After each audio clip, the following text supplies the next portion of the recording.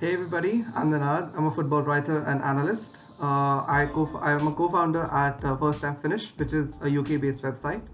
And as an analyst, I work at Norwegian Second Division Football Club, Ranheim Football. And today I'm here to talk to you a little bit about what sports analytics is all about, and more specifically within the context of Indian football.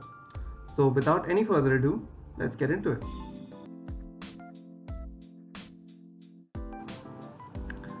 So sports analytics, this term itself is pretty broad when you think about it because it encompasses so many different things, right? But let's funnel it down to the context of football, and within football, sports analytics can be broadly divided into two different things. One is event data, and the other is your advanced metrics or standardized metrics. Okay, now when I talk about event data, what exactly is event data? Okay, now say you are a player, for example, and you have stepped onto a football pitch. Now you are coming up against an opponent who is trying to take the possession away from you. Okay, and he makes a tackle. Okay, or if you try to dribble past him. Okay, these are two events. Okay, and these two events can be recorded on a football pitch in terms of the x and y coordinates of the location at which they take place. So essentially, in simple terms, that is what event data is all about. Recording events as per the x and y coordinates, and then gaining further insights by sort of tracking all of those events. So this tackle took place at so and so coordinates. This dribble took place at so and so coordinates. This pass started here. This one pass ended there. Okay, so that is what event data is all about. Now, what are standardized metrics and advanced metrics? Some standard metrics that all of us are fairly familiar with are goals, assists, shots on target, shots. This is all fairly simple stuff. Now, advanced metrics is where football is heading towards currently, and which is what we need to understand further. Okay, so some of the most commonly used advanced metrics I would say these days are expected numbers in terms of expected goals and expected assists. Now, expected goals is a concept that surprisingly a lot of people are still learning about, but it's fine. Everyone is still acclimatizing to the value that sports analytics and sports data brings to the result oriented business of football. So expected goals is all about understanding the value of a certain shot or a certain chance. Okay, and it's a fairly solid model, which gives you values based on data collected from all the historical shots in that location. Okay, so XG is a very solid figure which gives you a baseline understanding of where a player's performances lie on a match-to-match basis, or a team's performances lie on the basis of a certain period of games. Okay, now so something like expected assists is fairly similar to what XG does. Expected assists tries to measure the value of a pass, or how probable is it that a certain pass will result in an assist. Okay, so that is what expected assists is all about. Now there are some other advanced metrics that are being fairly prominently used these days. So something like progressive runs, progressive passes, progressive runs or progressive carries, whatever you prefer. Okay, so these are some things, and then there's quite a few. Okay, there's quite a few advanced metrics that are worth exploring and looking into, and they are all available thanks to the fantastic work of the people that provide these metrics to us. And they are worth looking into because they give you more objectivity. Okay, so say for example you say, oh, that day Ninad took a brilliant shot. Okay, it was a brilliant shot, but then how much do you remember about that shot after the game is done? Say if you want to recall that shot, say after 15 games, and say Ninad's shot was brilliant. Okay, but how do you put that in objective context? How do you understand how good that shot was? That is what XG brings. It brings objectivity. It brings a certain numeric value, which has been fairly, calculated in a very coherent manner by taking the context of all the historic shots that have taken place in that position, which then calculates the probability of a particular shot going in. So in simple terms, the xg of a shot increases as you go further and further closer to goal. Okay, so shots from outside the penalty area are lesser in terms of xg value, and shots from inside the penalty area and closer to the goal mouth between the two posts, shots between the location which is between the goal posts, they have a higher xg value because they have a greater chance of going in. So strikers should always, strikers in general, and in general all players should try to take shots that result in goals from better locations. Too many times we see that players take pop shots from 30 yards out, 40 yards out. Sure, it's fun when they go in, but when they don't, it's frustrating. And even in terms of both results, for us analysts, it's important to understand how we can sort of improve our players' performance, and how we can guide them in terms of making better decisions on the ball and off the ball. Okay, with that being said, let's move on to the next segment and talk about sports analytics in the context of Indian football. So sports analytics in India, I would say, is still in its in the infancy stage. It's still a baby that's growing and learning by observing its surroundings and growing further and further. Okay, because I believe the data revolution, as it were, hit us only about 3 to 4 years ago, I think, because that's when the ISL emerged. And since the ISL has emerged, we've had access to greater resources, which means that teams have been able to employ recruitment teams which are specifically looking into football data, and how data can be applied to improve performances and to help the team, to help the recruitment team make better informed decisions when it comes to buying players. Because at the end of the day, football is a business, and you want to make the best kind of decisions possible that can translate into better results for you on the pitch. And that is what football data brings to you, the value of football data. I think a lot of people still have this misconception that football data is trying to replace the traditional methods. No, that is not the case at all. Let me assure you that. Football data and analysts like me, we are just here to add value to the process. At the end of the day, we are all just parts. We're all just spokes of the wheel, and if the wheel has to rotate smoothly, all of us have to work together, right? And so, because of that, football data is never going to replace the conventional methods. The purpose of data at large is simply to add value and to bring more objectivity, and to smoothen out the process in general, whether it comes to analyzing player performances or whether it comes to player scouting, all of those things. It's important to add objectivity, and it makes work easier.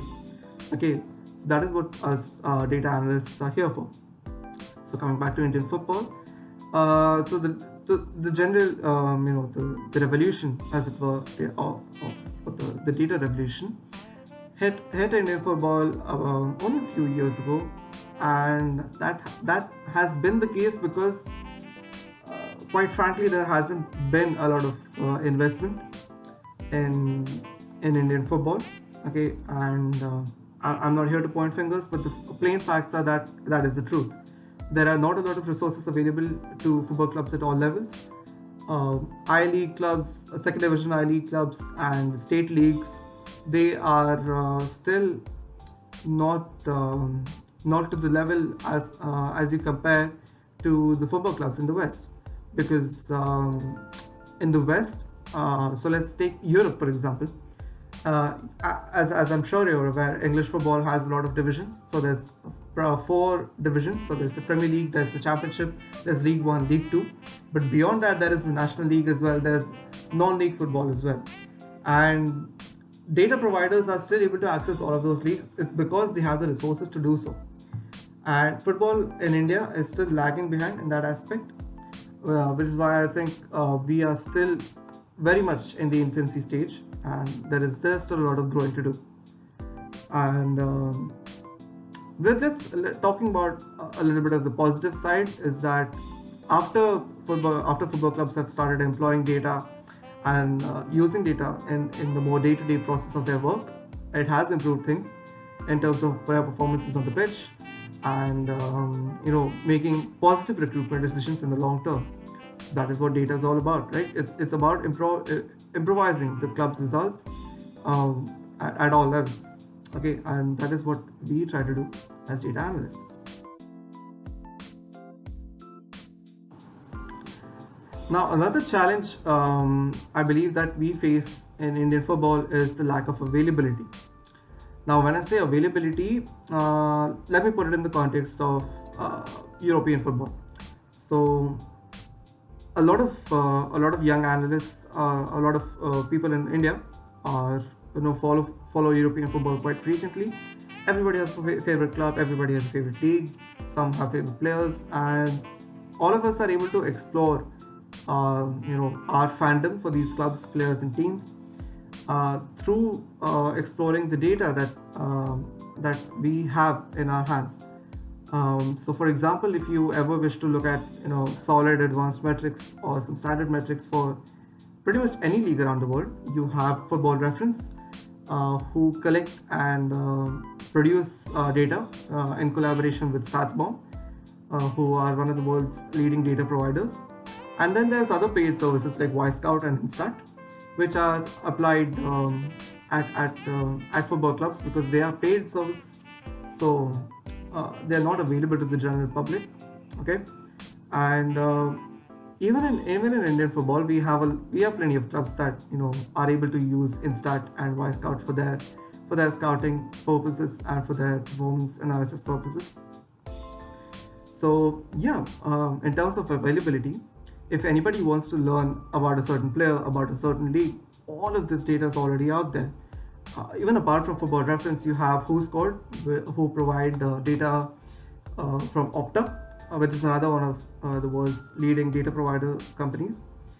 Okay, and there's also Understat. So Understat is a website which people primarily refer to in terms of looking at shots that a player takes and analyzing their shot behavior, okay, and their tendencies and so forth. So all of this data is out there, and there is good work being done, good research work being done all the time, is because there is availability. And this is a challenge I believe that Indian football needs to solve. We need more data to work with. Now, I started my journey towards football data about 2 years ago, and if back then you told me that there is all of this Indian data to access, I probably would have gone towards Indian football data first, because I inquisitively I would have just gone there first. But since there is no availability, people do not tend to go exploring what football data is all about here in India. And because of that, even though there is a community in Indian football, and there's a very healthy community, people are communicating on a regular basis, and there is a good bond, but that community is not growing as much as you would like to see, which is primarily because there is a lack of availability. There is a lack of resources for people to explore, and for young analysts, for young minds who wish to write about football, who wish to bring more objectivity to how we look at football and how we look at players. There is a lack of availability, and because that, we are a bit stagnant in our growth. But we're getting there. I think we will see some positive steps in the future, and hopefully, probably 3 or 4 years down the line, we can have a more positive outlook towards the growth of Indian football, and specifically in terms of sports analytics. Now, to talk a little bit about the positive side of Indian football data, is that there is good work being done, and one organization which is trying to take a positive step in terms of the football data field is Sports KPI, who have successfully managed to work with clubs in the ISL, and I believe they've also collaborated with the State League youth competition to provide data support for a youth competition, which was very lovely to see. We need that kind of support in terms of encouraging our football communities to grow, people to take more and more interest, and for kids out there to know that we playing here makes a difference. There is someone watching us, and there is someone who knows that we are doing well. You know, so that sort of support to the community is really really helpful. And then there's Gray Area Analytics, who have done some brilliant work by creating these interactive Tableau-based dashboards, which you can access on their social media. So that's Gray Area Analytics. Okay, so for the past season, they've recently released these dashboards wherein they've collected data for shots, for match-to-match results, for goalkeepers, and there's a lot of interesting metrics and some interesting data for you to look at. And the point of the matter is that we need more and more people doing this, and it's while it is extremely commendable that they've done all of this brilliant work through manually collecting all of this data. Just imagine how far their work could go if that data was readily available for them. Which brings us back to what we spoke about earlier, is that Indian football and data in Indian football is being hindered by the lack of availability across all levels. So if you look at grassroots level of football and to the very top, if your very top is the ISL, if you look at all of these levels, there isn't a lot of access to data and to understanding which player is doing well, which teams are doing well, which players are worth looking at. So there isn't a lot of access readily available, is because the people or the companies that do collect this data are paid services. So Wirescout and Instat are two of the world's most prominently used data services when it comes to football clubs. And while they do collect data for these lower division football clubs, it's only available to the people that have the capability of accessing that data by paying for it, right? And if you have paid services like this that are collecting all of the data, where is the growth going to come from if people don't have access to that data, right? So I believe more should be done in terms of providing this data for people to play around with, because once people are able to sort of explore what is out there, I'm sure the community will grow. And I have this confidence in me because there is so much to learn from these days, and it's I can say this with a great deal of confidence that football analytics is fairly easy to get into these days, because everything that you could possibly need to learn from is readily available out there. So there are a whole lot of free resources available. Yes, there are free resources available for learning the skills that you require to get into sports analytics. When I say get into, I mean attaining the basic skill set for you to be able to analyze data and gain insights. So, for example, if you wish to learn the language R, there are tutorials for that. There are resources available for that online. There are some fantastic people in the community who are ready to help you out on Twitter, and I've come across them myself, and I've come across some fantastic help, people who have helped me personally as well in my own journey, which is why I can say with confidence, that sports analytics, if you wish to get into it, there is a fantastic community out there that is ready to help you out, that is ready to take you in and help you go further on this journey. And so yeah, like I said, if you wish to learn R, there are a lot of resources. If you wish to learn Python, there are resources available for that as well. And if you wish to learn Tableau, so as I said before, Tableau is a tool for visualizations. I'm producing some really interesting graphs that you can use to analyze player performances or team performances. So there are resources for that as well. And when I say these resources are available, these are resources that are tailored specifically to sports analytics, so understanding how you can learn from these resources and how you can apply to them in your own methods. So yeah, sports analytics is fairly easy to learn these days because there is so much data out there in terms of European football at least, and there are plenty more resources to look into as well. So there is something for everybody, and I would say there is no better time than now to get into this field if this is something that you are interested in. And in terms of the growth of Indian football and in the data side of things, my only hope is that in the future we are able to access more readily available data, which is tailor-made to all levels of Indian football, so that fans who have this vested interest in their football clubs in India can explore that their love for their football clubs by analyzing their clubs performances, their favorite players, and can have a more objectified discussion about players, clubs, their performances at large, and so forth. Right. So coming to the end of this video, if there's anything that I can help you with, you can reach out to me on Twitter. My handle is @ninadb_06, and if you wish to email me with any queries that you have, my email is ninad066@gmail.com. And I wish you well and all the best in your journey towards exploring sports analytics. And I hope this video was helpful for you in whatever small measure in going towards that direction. So yeah, if you've enjoyed this video, please do like, share, and subscribe to the Humans of Indian Football. It's a beautiful community that is very helpful and very approachable, I would say. And it's been my pleasure to appear here and to talk to you a little bit about my passion and my understanding of sports analytics. Take care.